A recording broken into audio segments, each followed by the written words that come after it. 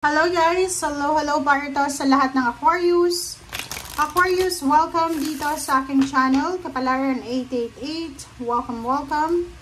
Alamin natin kung anong messages, vibration, gabay energy para sa lahat. This is general reading. Tingnan natin, Aquarius, kung ano ang message na para sa'yo.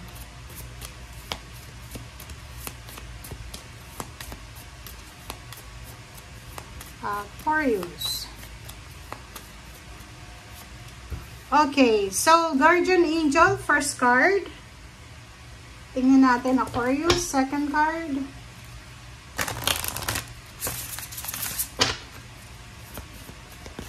Oops. Second card natin is Trust.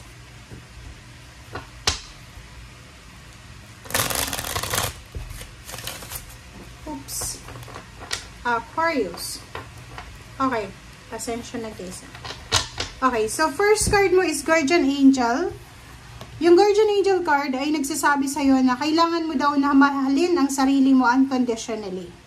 Ibig sabihin, may mga Aquarius na siguro masyado silang nagsiself-pity. Marami silang, kumbaga, or nagsasuffer sila na mag-isa. Like, malungkot ka sa likod ng mga tao, pero pagharap mo, masaya ka, parang ganun. And you're suffering so much.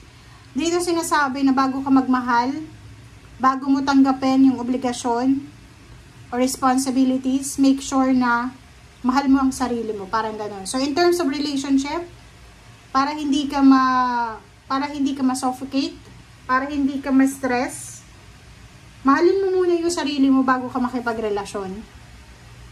Sa pamilya, huwag tatanggap ng obligasyon, huwag, kumbaga, pag inatasan ka ng pamilya, uy, Aquarius, ikaw yung breadwinner, nako, kailangan mong, kumbaga, ipaliwanag sa kanila na mayroon kang sariling problema, or ganito, ganyan. Ask for help, diba?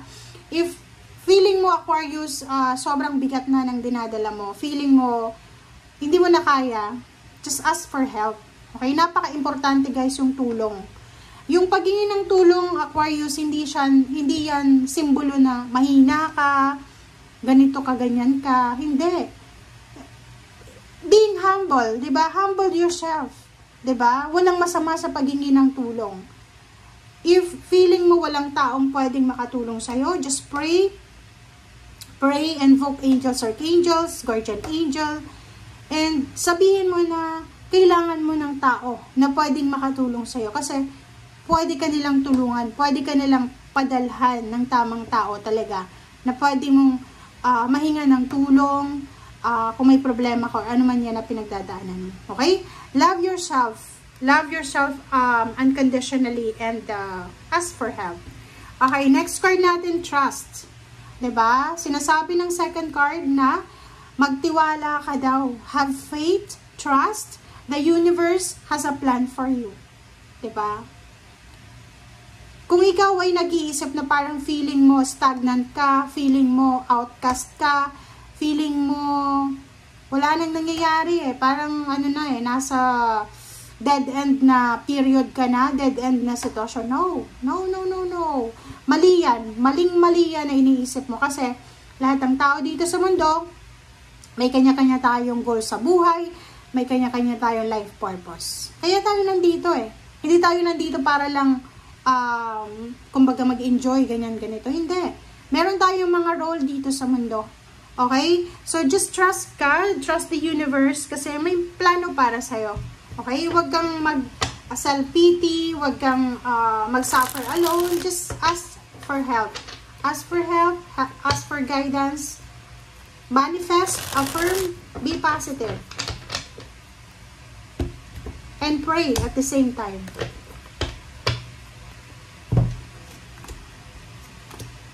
Okay.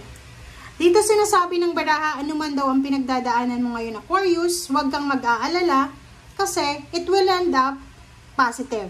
So, ibig sabihin, ano man itong pinagdadaanan mo sa ngayon, matatapos din to. Like for example, nag-a-apply ka papuntang ibang bansa, gusto mong maging OFW.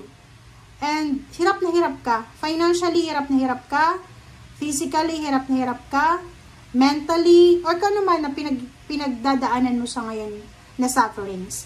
Sinasabi ng baraha na maging matatag ka, maging confident ka, maging strong ka, kasi matatapos yan. Matatapos din yan na pinagdadaanan mo. Okay? King of Cups, sinasabi ng baraha sa'yo na kontrolin mo daw yung emotion mo, yung feelings mo, kalmahin mo. Okay? Be calm, relax, and just let it go. Let it flow. Hayaan mo lang kung ano yung mangyayari. Huwag mong kokontrolin. Okay? Kita mo na? If you are a breadwinner, ang dami mong obligation, duties, responsibilities, ikaw yung inaasahan ng pamilya. Dito sinasabi ng baraha, huwag kang mag-aalala. Don't worry. Siguro sa ngayon, ikaw yung breadwinner. Siguro sa ngayon, ikaw yung inaasahan ng magulang mo. Siguro sa ngayon, sa mag-asawa, ikaw lang may trabaho. Yung asawang wala, unemployed. Dito sinasabi, don't worry, kasi makakalaya ka dyan sa kung ano man na obligations na yan, duties and responsibilities, makakalaya ka rin. Okay? Hindi lahat ng oras na andyan ka. Hindi lahat ng oras maghihirap ka. Diba? The Devil. Capricorn. Sinasabi ng baraha sa'yo dito, kailangan mong maging aggressive sa mga approach mo sa buhay. Yung sabi ko sa'yo kanina na go with the flow, hayaan mo lang kung anong mangyayari. Pero, sa mga actions natin, like mga opportunities na yan, maging aggressive ka, huwag kang mawala ng pag-asa. Just trust the universe. Trust the universe na may plano sila sa'yo. Ace of Pentacles, sinasabi ng baraha sa'yo na yun, upcoming financial offer, financial breakthrough, job offer, career offer, money, inflow of abundance, or anything na tangible or material. Ace of Wands, sinasabi ng baraha na isang exciting na good news ang posibleng darating sa'yo, maybe in terms of money, in terms of relationship, in terms of your visa, passport, contract signing, or anything na exciting. Diba? Knight of Swords. Yun yung kailangan mong bantayan sa ngayon. So, be careful kasi maraming mabibilis na pangyayari ang posibleng papasok sa buhay mo simula sa ngayon.